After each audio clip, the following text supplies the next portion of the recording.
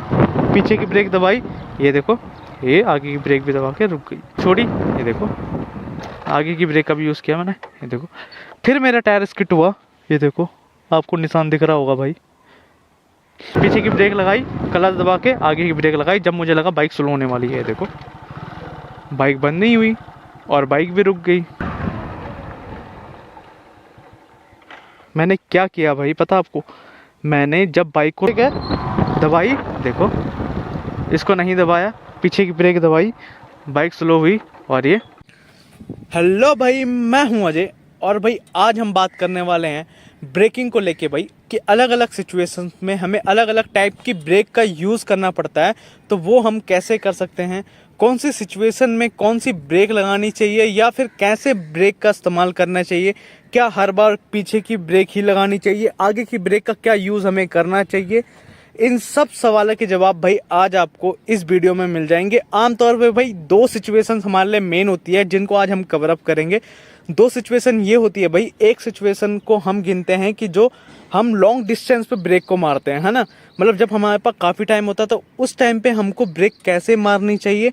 और दूसरी सिचुएशंस भाई ये होती है कि जब हमें इमीडिएटली ब्रेक का यूज़ करना होता है तो हम क्या कर सकते हैं ऐसा जो हमारी बाइक इमीडिएटली रुक जाए और बाइक बंद भी ना हो। तो भाई जैसे मैंने आपको अभी बताया कि हमारे पास दो टाइप की ब्रेकिंग होती है, एक होती है लंबे टाइम वाली, मतलब जो हमारे पास काफ़ी अच्छा डिस्टेंस होता है वहाँ पे हम लगाते हैं। दूसरी ब्रेक आती है भाई जहाँ पे हमें इमीडिएटली ब्रेक को लगाना होता है। ठीक है, आपको मैंने समझा दिया दोनों चीज़ों के बारे में। अब एक बार भाई मैं आपको पहले थ्योरी में बता देता हूँ कि आपको मेनली करना क्या है, क्योंकि जब मैं प्रैक्टिकली उस चीज़ को अप्लाई करूँ ताकि आपको पता हो कि हाँ ये चीज़ ऐसे अप्लाई की। अगर मैं डायरेक्ट आपको प्रैक्टिकली बता दूंगा ना अभी जाके, तो आपको दिखेगा बस कि हाँ इसने ऐसे ब्रेक मारी, बट उसके पीछे का रीज़न आपको समझ नहीं आएगा।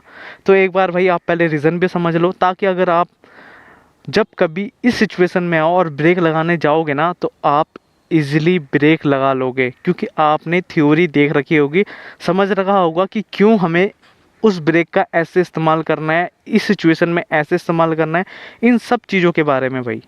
ठीक है, तो पहली सिचुएशन आती है हमारी भाई जब हमारे पास लंबा डिस्टेंस होता है, मतलब हमारे पास काफ़ी टाइम होता है, हमें पता है कि हमने इस पॉइंट से उस पॉइंट पे रुकना है। तो उस सिचुएशन में हम क्या करते हैं, जैसे हमने भाई लास्ट वीडियोस में भी कवर अप कर रखा है कि हमको अपनी रेस को छोड़ देना है।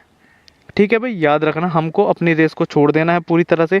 दूसरी चीज़, हमको क्लच नहीं दबाना है, क्योंकि भाई आप सभी को पता लग गया अब तो कि क्लच भी हमारी बाइक को रोकने में मदद करता है। ठीक है, तो हमको क्लच भी नहीं दबाना है। ध्यान से सुन लो भाई, हमको रेस छोड़नी है, क्लच नहीं दबाना है, फिर पीछे वाली ब्रेक का इस्तेमाल करना है। उसके बाद आप देखोगे आपकी बाइक की जो रुकने की स्पीड है ना वो डबल हो जाएगी। क्यों? क्योंकि आप इसको नहीं दबाओगे, जिसके कारण ना हमारी बाइक को हमारा इंजन भी रोकने की पूरी पूरी कोशिश करता है। ठीक है, पहला पॉइंट तो ये हो गया कि हमको क्लच नहीं दबाना है। अब मान लो कि आपके सामने कुछ आ जाता है इमीडिएटली, मतलब एकदम से कुछ आता है, उस सिचुएशन में क्या आप इतना टाइम दे पाओगे खुद को? क्या आप रेस छोड़ो, पहले फिर ब्रेक दबाओ, फिर आप, है ना, क्लच दबा के मतलब रोको, इतना टाइम क्या आप दे पाओगे? नहीं भाई। अगर मैं मान लो मैं 50-60 की स्पीड में चल रहा हूँ और मेरे सामने एकदम से कुछ आ गया, उस टाइम पे ये मेथड काम नहीं आता भाई। उस टाइम पे हमारा दूसरा मेथड काम आता है, वो होता है भाई कि हमको ये तो फॉर्मेट सेम है भाई। देखो आपको रेस तो कम करनी पड़ेगी, जाहिर सी बात है। अगर इसको दे के रखोगे फिर ब्रेक लगाओगे तो बहुत ज़्यादा गंदा साउंड करती है बाइक, बहुत ज़्यादा, क्योंकि इसको जितना आपको पता है जितना आप घुमाओगे तो बाइक आवाज़ करती जाएगी। आपकी बाइक में जितनी ज़्यादा आवाज़ आएगी वो इरिटेट करती है आवाज़। ठीक है, तो आपको ये गलती नहीं करनी है कि आप इसको दे के रखो। ठीक है, उसके बाद मान लो कि आपके सामने कुछ आ जाता है तो आपको क्या करना है, रेस छोड़ के ना भाई ब्रेक के साथ साथ क्लच को भी दबा दो। ठीक है, ये पॉइंट तब है जब आपको सडनली ब्रेक लगाने, बिल्कुल ही सडनली। अगर आपके पास थोड़ा सा डिस्टेंस है, मतलब कवर अप करने के लिए यहाँ तक का भी डिस्टेंस है, फिर आप पहले ब्रेक लगाओ फिर क्लच दबा लोगे, आपके पास इतना टाइम रहेगा कि एक बार अब प्रैक्टिकली मैं आपको बताता हूँ कि मैं आपको क्यों बोल रहा था कि आपके पास छोटे डिस्टेंस में भी काफ़ी टाइम होता है और इमिडिएटली ब्रेकिंग का यूज़ वही होता है भाई कि आप क्लच दबा लो और एक बात और भाई, अगर आपको लगता है ना कि आपके पास शॉर्ट डिस्टेंस में बाइक को रोकना है और आपको लग रहा है कि आपकी बाइक का अगर आप क्लच नहीं दबाओगे और वो बंद हो जाएगी, तो आप भाई दबा लो। मैं आपको बिल्कुल भी रिकमेंड नहीं कर रहा हूँ कि आप शॉर्ट डिस्टेंस में भी, जहाँ पे आपको इमीडिएटली ब्रेकिंग लेनी है, वहाँ पे आप इसको दबाओ। क्योंकि भाई जब जब आप प्रैक्टिस करते रहोगे ना धीरे धीरे, तब आपको आदत पड़ जाएगी, तो आप ये चीज़ खुद ही अप्लाई करना शुरू कर लोगे। बट अभी अप्लाई मत करना भाई, वरना पता क्या होगा, आपकी बाइक तो रुक जाएगी, बट इसको नहीं दबाओगे ना तो बाइक बंद हो जाती है। तो भाई अब मैं आपको दिखाता हूँ कि लॉन्ग डिस्टेंस वाली ब्रेक कैसे मारनी है हमको। ये तो भाई आप सभी को मैंने बता रखा है, वैसे फिर भी एक बार मैं बता देता हूँ। पहला गियर, दूसरा, तीसरा गियर, चौथा गियर। देखो भाई काफ़ी हाई स्पीड में है। अब मेरे को बाइक को रोकना है। अब मैं क्या करूँगा, जैसे ये हमने सीख रखा है, रेस को हमने छोड़ दिया, क्लच हमने नहीं दबाया, पीछे की ब्रेक है दबाई, देखो इसको नहीं दबाया, पीछे की ब्रेक दबाई, बाइक स्लो हुई और ये क्लच हमने सही टाइम पे दबा लिया, जिसके बाद हमारी बाइक बंद भी नहीं हुई। ठीक है भाई, हमको इस चीज़ का हमेशा ध्यान रखना है कि जब भी हम लॉन्ग टर्म में अपनी ब्रेक का यूज़ करें, तो जब हमारे पास मतलब ज़्यादा टाइम होगा ना रुकने के लिए, तब हम अपनी रेस को छोड़ देंगे, क्लच को नहीं दबाएंगे और ब्रेक का यूज़ करेंगे।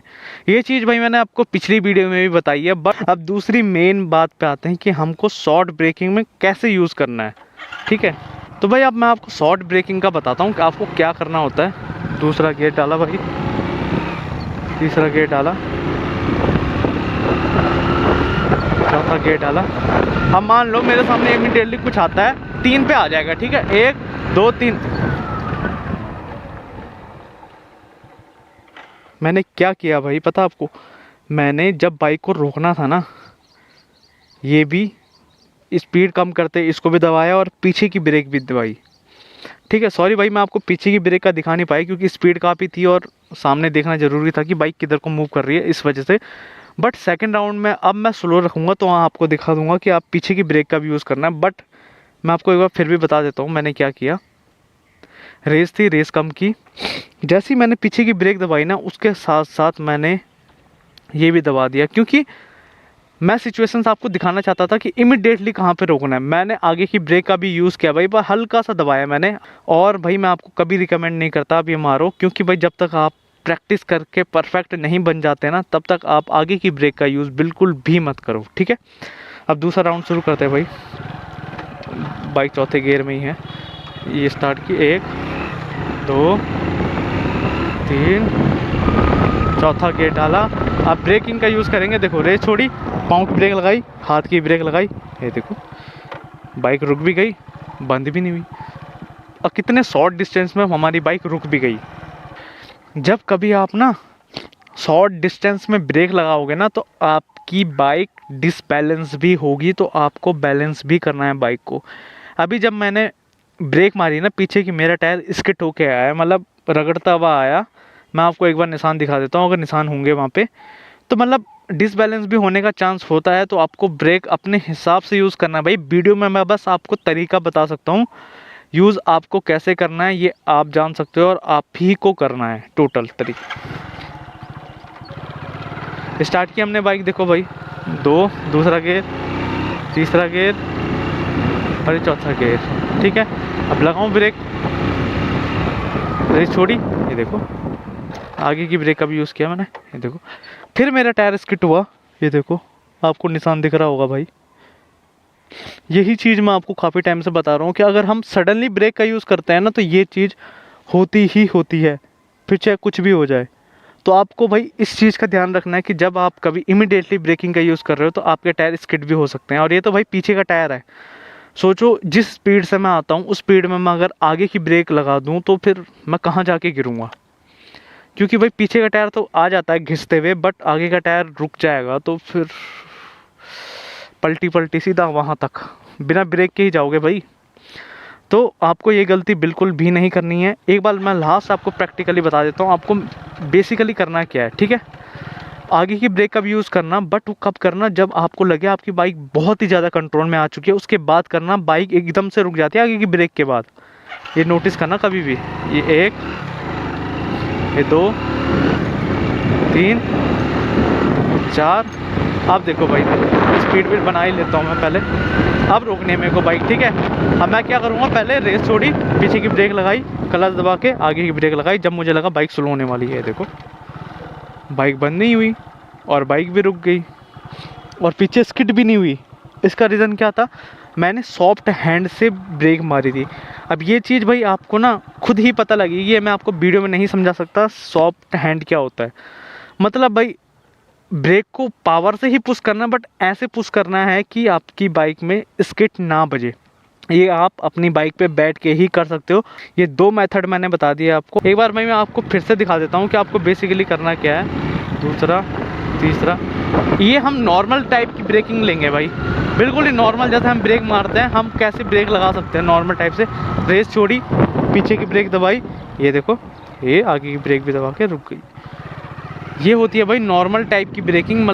तो भाई मैंने आपको दोनों टाइप की ब्रेकिंग बता दी कि अगर आप लॉन्ग डिस्टेंस में रहते हो, लॉन्ग टाइम है आपके पास कि मतलब वहाँ पे है और यहाँ से आप चल रहे हो तो डिस्टेंस काफ़ी लंबा है ना, तो लॉन्ग डिस्टेंस में हो तो आप कैसे ब्रेक लगा सकते हो वो भाई मैंने आपको पहले भी बताया और अभी भी दोबारा भी बता दिया। आप क्लच का यूज़ मत करो। बट इमिडिएटली वाली सिचुएशन में आपको 2 टाइप से बताया। एक में भाई मैंने रेस छोड़ने के बाद पीछे की ब्रेक के साथ साथ क्लच भी दबा दिया था, है ना।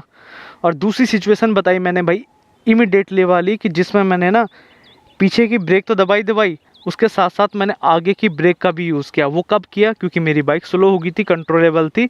उसके बाद मैंने आगे की ब्रेक का यूज़ किया। मैंने आपको भाई स्किड भी दिखाई कि बाइक के टायर से स्किड भी लगती है, जिसके कारण ना डिसबैलेंस भी हो सकते हैं हम कई बार। इसीलिए मना किया जाता है कि हम आगे की ब्रेक का यूज़ ना करें बिल्कुल भी। अगर हम आगे की ब्रेक का यूज़ करेंगे और हमारा टायर अगर रुक जाएगा, जैसे पीछे का टायर स्किड खाते हुए रुकता है, तो हम गिर सकते हैं। ओवरऑल मैंने आपको समझा दिया। मैं खाली भाई आपको बता सकता हूँ, मैं अभी भी आपको रिपीट पे रिपीट कर रहा हूँ। ये सिचुएशन जब आपके सामने आएगी ना, तब आपको खुद ही हैंडल करनी होगी। ब्रेकिंग भाई मैं आपको थ्योरी में भी बताई कि आपको क्या करना है, और प्रैक्टिकली भी भाई मैंने बता दिया आपको कि आपको क्या करना है। अब भाई ये आपके ऊपर है। पहले तो मेरी मानो तो आप एक बार ऐसे ही खाली रास्ते पे आओ, कहीं पे जहाँ पे कोई गाड़ी ना हो, वहाँ पे जाके ब्रेकिंग का यूज़ करो, ताकि आपको पता लग जाए कि पीछे की ब्रेक आपको किस हद तक दबानी है, आगे की ब्रेक किस हद तक दबानी है। क्योंकि भाई आप ना अभी सीख रहे हो, मेरी मानो तो आपको ना हर चीज़ एक्सपेरिमेंट ज़रूर करनी चाहिए अपनी लाइफ में। अब ब्रेकिंग का भी एक्सपेरिमेंट करो कि कितनी स्पीड में मैं कैसे में रुकूंगा, मेरी बाइक रुक जाएगी। और भाई कोशिश करो, प्लीज़ रिक्वेस्ट है, ज़्यादा स्पीड में मत जाना। 30, 40, 45 तक बहुत है। उसके बाद आप ब्रेकिंग टेस्ट करो, उसके बाद आपको धीरे धीरे आइडिया आ जाएगा कि आपको क्या करना है। उसी के हिसाब से आप ब्रेक का भी इस्तेमाल कर सकते हो। ठीक है भाई। तो भाई आज की वीडियो में बस इतना ही। वीडियो अच्छी लगी हो तो लाइक, शेयर एंड सब्सक्राइब भाई ज़रूर कर देना। मैं मिलूँगा आपको अगली एक नई वीडियो में। अगर भाई कोई भी डाउट हो इस वीडियो को लेके तो कमेंट ज़रूर कर देना। तब तक के लिए टेक केयर।